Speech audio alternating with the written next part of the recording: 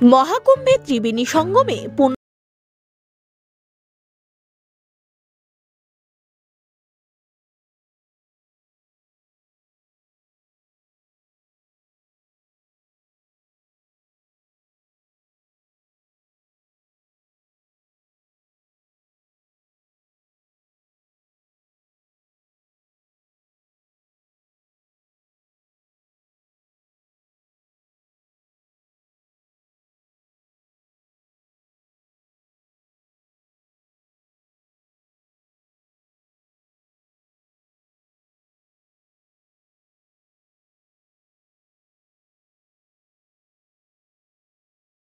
আয়োজকদের ধন্যবাদ জানান তিনি।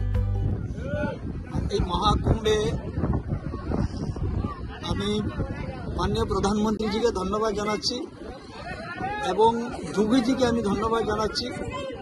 এত সুন্দর একটা পরিবেশ বা এত সুন্দর সিস্টেম এখানে রয়েছে, সমস্ত ব্যবস্থাপনা যেইভাবে হয়েছে, আমি মোদিজিকে ধন্যবাদ জানাচ্ছি, যোগীজিকে আবারও আমি ধন্যবাদ জানাচ্ছি যে এই মহাকুম্ভের 40 কোটি লোক দেশ এবং বিদেশ থেকে এখানে এসছেন এবং সমস্ত ব্যবস্থা যেইভাবে হয়েছে সত্যিই সেটা অকল্পনীয়।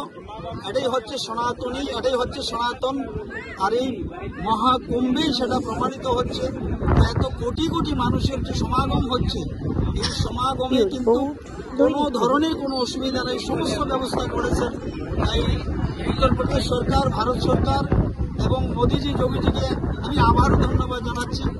আর তার থেকেও বড় বিষয় যেটা আমি বলছি যে আমাদের যিনি গুরুজি, বিশেষ করে ত্রিপুরা, আসাম, মণিপুর, নর্থ ইস্টের যারা পুণ্যার্থী এখানে এসছেন, ওনাদেরকে উনি যথেষ্টভাবে সহযোগিতা করেছেন।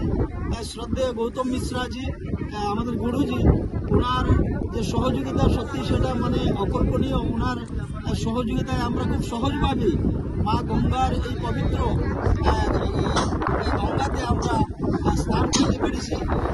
আমি আশা রাখবো এইভাবে গুরুজি সবসময় ভরসা এবং সাহস এবং আমাদেরকে আশীর্বাদ করবেন।